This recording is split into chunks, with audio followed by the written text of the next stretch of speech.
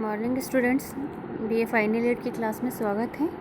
आज का हमारा टॉपिक है प्रमुख मुद्रामान 3। हम अभी तक मुद्रामान में फर्स्ट एंड 2 पार्ट कर चुके हैं, ये हमारा तीसरा है। इसमें हम पढ़ेंगे पत्र मुद्रामान या प्रबंधित मुद्रामान, ठीक है ना। जो कि हमने स्वर्णमान के बारे में पढ़ लिया है, रजतमान पढ़ चुके हैं, दी धातुमान के बारे में हम पढ़ चुके हैं, और आज हम पत्र मुद्रामान के बारे में पढ़ेंगे। पत्र मुद्रामान क्या है, इसके बारे में ये डेफिनेशन देखिए। पत्र मुद्रामान का आशय उस मौद्रिक प्रणाली से होता है जिसमें देश की प्रामाणिक मुद्रा कागज की होती है और यह मुद्रा अपरिमित विधिग्राह्य होती है। इसके बदले में स्वर्ण या कोई अन्य बहुमूल्य धातु देने की कोई गारंटी नहीं होती है। आपको ध्यान हो, स्वर्णमान में हमने पढ़ा था कि आप सरकार के पास जाकर अपने सिक्कों को धातु में कन्वर्ट, सोने में कन्वर्ट करवा सकते हैं, लेकिन यहाँ पर ऐसा कुछ नहीं है। इसमें कोई गारंटी सरकार की तरफ से नहीं दी जाती है। इस कागजी मुद्रा इस पत्र मुद्रामान को और कौन कौन से नाम से जाना जाता है? कागजी मुद्रामान, प्रबंधित मुद्रामान, मैनेज स्टैंडर्ड या प्रचलन विनिमयमान, करेंसी एक्सचेंज स्टैंडर्ड के नाम से इसे पुकारा जाता है। अगर हम इसके बात करें ये नाम क्यों दिए जाते हैं, इसकी डेफिनेशन को एक बार आप देख लें। इसे मुद्रा व्यवस्था से जिसके अंतर्गत देश की प्रामाणिक मुद्रा कागज की होती है। ये कागजी मुद्रा असीमित विधिग्राह्य तथा अपरिवर्तनशील होती है। असीमित विधिग्राह्य से तात्पर्य क्या है कि इसको अनलिमिटेड मात्रा में कोई भी लेने से या देने से मना नहीं कर सकता है, सामने वाले को एक्सेप्ट करना पड़ेगा।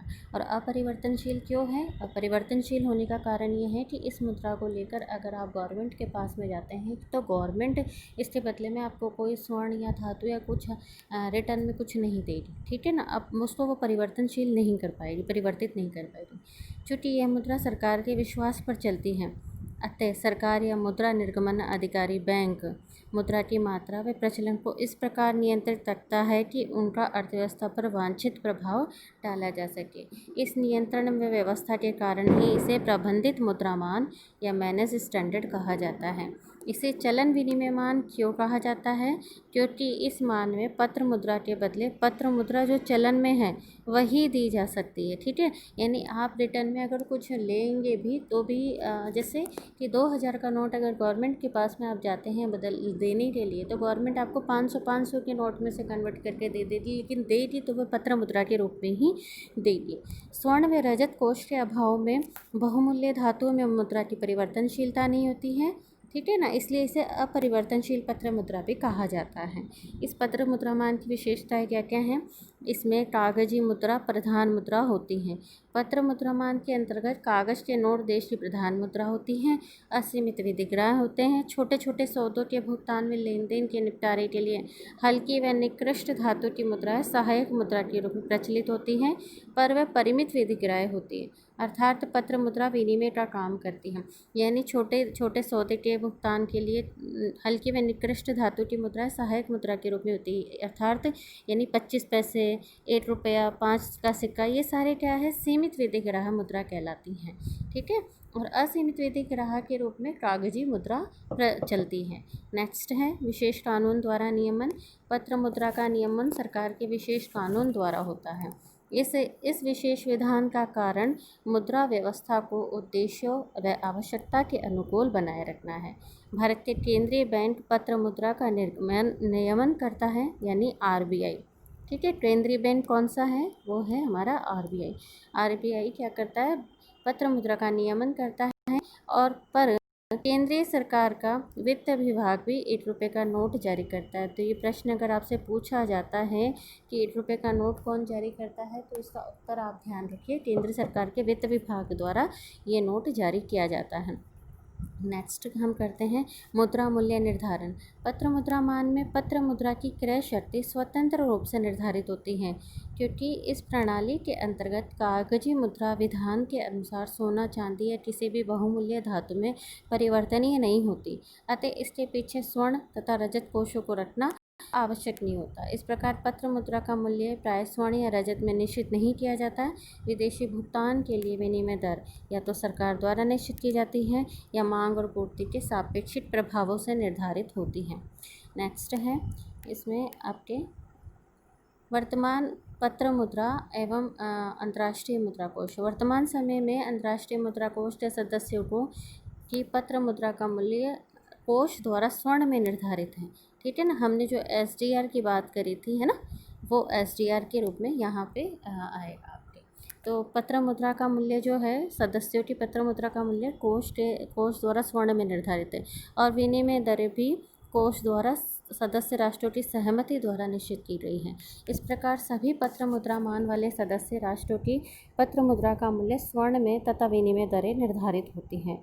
नेक्स्ट है विदेशी भुगतानों के लिए कोष। पत्र मुद्रामान में देश की प्रधान मुद्रा विदेशों में विधिग्राह्य नहीं होती है, न ही इसका कोई आंतरिक मूल्य है। अतः विदेशी भुगतानों को निपटाने के लिए स्वर्ण, रजत या बहुमूल्य धातुओं के कोष रखने पड़ते हैं। जैसे कि भारतीय रुपया भारत में ही चलता है, अगर हम इसे अमेरिका में चूँकि वहाँ से कुछ भी हमने आयात किया, उसके बदले में अगर वो देंगे तो वहाँ ये भारतीय रुपया नहीं चलेगा। ऐसी स्थिति में इस प्रकार के विदेशी भुगतानों को निपटाने के लिए स्वर्ण, रजत या बहुमूल्य धातुओं के कोष रखने पड़ते हैं। अंतर्राष्ट्रीय मुद्रा कोष के सदस्य राष्ट्रों को अधिक कोष रखने की आवश्यकता नहीं पड़ती, क्योंकि विदेशी मुद्रा देश की मुद्रा में कोष से निश्चित समय तक उधार ली जा सकती है। ठीक है, नेक्स्ट है विविध परिमाण की मुद्रा। पत्र मुद्रामान में विविध प्रकार के विविध मूल्यों के नोट जारी किए जाते हैं, ताकि सभी प्रकार के भुगतानों की सुविधा रह सके। इसमें अगर आप देखें, भारत के अंदर 10, 20, 100, 500, 50, 1000 आदि तरीके के अलग अलग नोट छपते हैं। इन्हें बैंक नोट कहा जाता है। क्यों? क्योंकि ये बैंक के द्वारा निकाले जाते हैं। अगर हम बात करें, जो नोट केंद्र सरकार के वित्त विभाग के द्वारा निर्धारित किए जाते हैं, नियमित किए जाते हैं, उन्हें करेंसी नोट कहते हैं, लेकिन इनके भुगतान का सरकार कोई उत्तरदायित्व नहीं लेती है। तो ये तो हो गई है पत्र मुद्रामान की विशेषताओं के बारे में हमने पढ़ा है। नेक्स्ट हम चलते हैं कागजी मुद्रामान के लाभ क्या है। कागजी मुद्रामान के अगर लाभ की हम बात करें तो चूँकि ये है कागजी मुद्रामान क्या है, मान के प्रतिद्वंदी के रूप में सामने आया है। इस मुद्रामान के अनेक लाभ हैं। आप ये देखिए कि जैसे ही स्वर्णमान प्रथम विश्व युद्ध के बाद में धीरे धीरे समाप्त हुआ, उसके बाद दे धातुमान स्टार्ट हुआ, तो उस समय ही कहीं ना कहीं पत्र मुद्रामान स्टार्ट हो चुका था। तो इसकी अगर क्रियान्वयन की अवधि की बात करें या शुरुआती स्टेज, तो ये हम कह सकते हैं कि फर्स्ट वर्ल्ड वार के बाद से ही कुछ ही देश इसे अपनाना स्टार्ट कर चुके थे। कागजी मुद्रामान के लाभ की बात करें तो ये मितव्ययी होते हैं, मितव्ययतापूर्ण होते हैं, क्योंकि इसमें ना तो बहुमूल्य धातुओं के कोष हमें रखने की ज़रूरत है, ठीक है, ना ही घिसाई का नुकसान का होता है, ना ही और इसमें साथ ही ढलाई की मितव्ययता के साथ साथ एक स्थान से दूसरे स्थान तक कैरी करना भी आसान होता है, कम खर्चीला होता है, कम जोखिमपूर्ण होता है और सुविधाजनक होता है। ठीक है, नेक्स्ट है आंतरिक कीमत स्तर में स्थिरता। इस मुद्रामान के अंतर्गत कोष आदि रखने के झंझटों से मुक्ति होने के कारण देश का मुद्रा अधिकारी देश की आवश्यकता अनुसार मुद्रा की पूर्ति में परिवर्तन कर सकता है। इस प्रकार मुद्रा कीमत और पूर्ति में संतुलन बनाकर आंतरिक कीमत स्तर में स्थिरता रखी जा सकती है। नेक्स्ट है बहुमूल्य धातुओं का सदुपयोग। क्योंकि इसमें धातुओं का उपयोग आप सिक्के बनाने में नहीं करते हैं, इस प्रकार उन धातुओं का उपयोग आप किसी अन्य उपयोगी कार्य में कर पाते हैं और उस तरीके से इनका एक अच्छा उपयोग संभव हो पाता है। नेक्स्ट है पत्र मुद्रा प्रणाली के प्रबंध की स्वतंत्रता। देश की मुद्रा का स्वर्ण या रजत कोष से संबंध नहीं होता है, न ही पत्र मुद्रा इन धातुओं में परिवर्तनशील ही होती है। अतः सरकार मुद्रा प्रणाली के प्रबंध में स्वतंत्र रहती है और मुद्रा की मात्रा में किसी भी सीमा तक परिवर्तन करना उनके लिए संभव रह पाता है। नेक्स्ट है देश के उत्पादन साधनों का विकास व पूर्ण सहयोग। पत्र मुद्रामान में सरकार मुद्रा नीति निर्धारण में पूर्ण स्वतंत्र होती है। अतः सरकार क्या है, हीनार्थ प्रबंधन या अधिक निर्गमन कर आर्थिक विकास की योजनाओं के लिए वित्तीय संसाधन जुटा पाती है। इस प्रकार के मुद्रामान में मुद्रा निर्गमन के पीछे धात्विक कोष रखने की कोई आवश्यकता नहीं होने की वजह से मुद्रा की पूर्ति कर विकास का मार्ग प्रशस्त किया जा सकता है। यानी अकॉर्डिंग टू डिमांड, आप मुद्रा की मांग के अनुसार मुद्रा की पूर्ति आप कर सकते हैं बिना धातु कोष रखे हुए। ठीक है, इसके अलावा मंदी काल में बेरोजगारी को मिटाने तथा अतिरिक्त उत्पादन क्षमता का उपयोग करना अधिक मात्रा में नोट छापने से हो सकता है। नेक्स्ट है लोचपूर्ण मुद्रा प्रणाली। ये मुद्रा प्रणाली दूसरी सभी मुद्रा प्रणाली से अधिक लोचपूर्ण है, क्योंकि मुद्रा की मात्रा में जब चाहे परिवर्तन किया जा सकता है। ठीक है, और साथ में जनता का इसमें विश्वास बना रहता है। नेक्स्ट है आंतरिक अर्थव्यवस्था की बाहरी बुरे प्रभावों से मुक्ति। स्वर्णमान में एक देश में उत्पन्न अव्यवस्था और अस्थिरता संक्रामक रोग के समान दूसरे देशों में फैल जाती है, पर पत्र मुद्रामान में आंतरिक अर्थव्यवस्था अन्य देशों के आर्थिक दुष्प्रभावों से मुक्त रखी जा सकती है। नेक्स्ट है सरल, सुविधापूर्ण एवं सुरक्षित। चूँकि ये पत्र मुद्रामान समझने में काफ़ी सरल है, सुविधापूर्ण है, इसे चलाना काफ़ी सुविधापूर्ण है और अन्य दूसरी मुद्रामान प्रणालियों से अधिक सुरक्षित है। नेक्स्ट है सभी राष्ट्रों के लिए उपयुक्त है। ये मुद्रामान सभी प्रकार के राष्ट्र, विकसित हो या विकासशील, गरीब या निर्धन, सभी प्रकार के राष्ट्रों के लिए उपयुक्त है। आगे नेक्स्ट अगर हम इसके दोषों की बात करें तो इसमें मुद्रास्फीति का भय बना रहता है। मुद्रास्फीति का भय क्यों?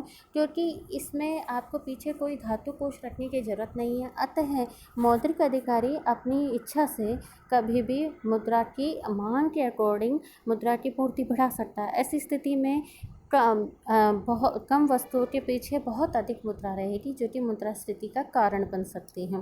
ठीक है, मुद्रा मूल्य में ह्रास। मुद्रास्फीति के कारण मुद्रा की क्रय शक्ति बहुत कम हो जाती है, मुद्रा में जनता का विश्वास घट जाता है, विदेशी विनिमय दर घटने से व्यापार संतुलन बिगड़ जाता है, विदेशी एवं आंतरिक व्यापार में बाधा उत्पन्न होती है। सीमित सर्वग्राहिता। पत्र मुद्रामान में पत्र मुद्रा देश में तो असीमित विधिग्राह होती है, पर विदेशों में इसे कोई स्वीकार नहीं करता, क्योंकि इसका आंतरिक मूल्य लगभग शून्य होता है। आप ये देखिए, क्या भारतीय रुपये को अमेरिका में स्वीकार किया जाएगा? क्योंकि वहाँ तो डॉलर चलता है, अतः ये संभव नहीं है। स्वचालिता का अभाव। स्वर्णमान में स्वचालिता का गुण होता है, पर पत्र मुद्रामान एवं एक प्रबंधित मान होने के कारण इसमें स्वचालिता के गुण का अभाव है, क्योंकि अनेक नियम एवं प्रतिबंध स्वचालिता की बाधा उत्पन्न करते हैं। नेक्स्ट है आंतरिक कीमत स्तर तथा विनिमय दरों में अस्थिरता। पत्र मुद्रामान का सबसे बड़ा दोष आंतरिक मूल्यों में अत्यधिक उतार चढ़ाव होता है, क्योंकि मुद्रा अधिकारी क्या करते हैं, मुद्रा की पूर्ति को आसानी से घटा बढ़ा सकते हैं। संकट काल में मुद्रास्फीति में मूल्य ऊंचे चले जाते हैं। विनिमय दर भी आंतरिक मूल्यों से घटती बढ़ती है। देश में मुद्रास्फीति से विनिमय दर देश के विपक्ष में किसी भी सीमा तक बढ़ सकती है। इसके अतिरिक्त पत्र मुद्रामान में स्वर्ण के आयात निर्यात की सुविधा न होने से विनिमय दर बिल बाजार की मांग और पूर्ति से निर्धारित होते हैं, अतः उसमें भी उच्चावचन होते हैं। आर्थिक संकटों का स्थानांतरण। जब सभी देशों में पत्र मुद्रामान हो तो एक देश के आर्थिक संकटों का दुष्प्रभाव दूसरे देश के अर्थव्यवस्था पर पड़े बिना नहीं रह सकता है। नेक्स्ट है जन विश्वास की न्यूनता। पत्र मुद्रामान में पत्र मुद्रा के आंतरिक मूल्य की शून्यता, अपरिवर्तनशीलता, विमुद्रीकरण का भय, मूल्य में अस्थिरता आदि के कारण अन्य मुद्रामानों की अपेक्षा जनता का विश्वास कम होता है। पत्र मुद्रा जल्दी खराब हो जाती है। उसका संग्रह करने में चूहों, दीमक, पानी, आग से नष्ट होने का भय भी सर्वाधिक है। इससे भी जन विश्वास कम होता है। आप ये देखिए कि जैसे गवर्नमेंट की तरफ से जब 500 के नोटों को का डिमोनेटाइजेशन किया गया और उनको हटाया गया, तो ऐसी स्थिति में जिन भी व्यक्तियों ने उन नोटों को संग्रह कर रखा था, उनके लिए वह क्या है, एक नुकसान का काम होगा। तो इस प्रकार जनता का विश्वास इसमें कम ही रहता है। इस प्रकार हम कह सकते हैं कि पत्र मुद्रामान क्या है, एक दुधारी तलवार की तरह है, जिसके नियमित, विवेकपूर्ण एवं नियंत्रित संचालन से अर्थव्यवस्था में अनेक लाभ होते हैं, परंतु अगर प्रबंध में त्रुटि, शिथिलता व अविवेक रहा तो गंभीर व व्यापक खतरे उत्पन्न हो जाते हैं, जिससे अर्थव्यवस्था छिन्न भिन्न हो सकती है। हमने पत्र मुद्रामान के बारे में ये पढ़ा अपने। इसके अब हम लास्ट हमारा जो असाइनमेंट है उसे आप देख लीजिए। भारतीय रुपया मुद्रामान का कौन सा प्रकार है? ये क्वेश्चन क्योंकि इसका उत्तर हमारे लास्ट जितनी भी वीडियो में उनमें मैंने दे चुकी हूँ, तो आप इसका उत्तर देना आपके लिए काफ़ी आसान रहेगा अगर आपने लास्ट की वीडियोस अच्छे से पढ़े होंगे तो। ठीक है, आप ये मुझे उत्तर किसी भी रूप में दे सकते हैं और किसी भी माध्यम से आप इसे मुझे भेज सकते हैं। ठीक है, तब तक के लिए धन्यवाद।